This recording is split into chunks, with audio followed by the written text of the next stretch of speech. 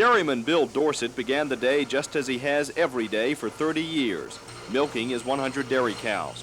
It rained some during the night at Dorsett's Orange County farm, but you wouldn't have known it. The corn and alfalfa he grows to feed his herd was dry and brown. That's what a drought task force from Washington wanted to see.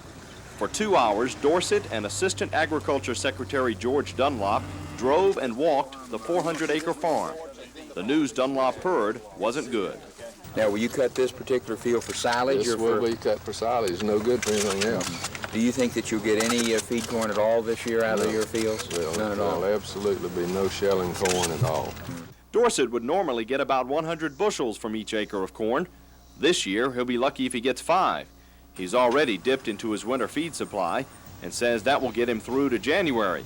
After that, he'll have to find another source of food for his cows. After the tour, Dunlop met with the other area farmers who had gathered at the Dorsett farm. What he told them was something they already knew.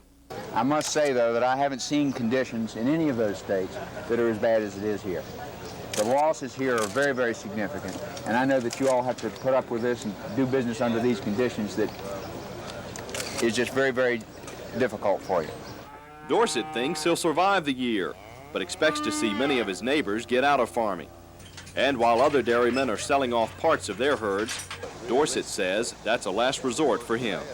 I won't sell a few. If I get into that shape, I'll sell all of them, because you can't dairy just a little bit. Dunlop says he and his task force will go back to Washington and try to speed up the process to bring these farmers some relief. In the meantime, farmers like Bill Dorsett will try to make do. Graham Wilson, WBTV News, Orange County.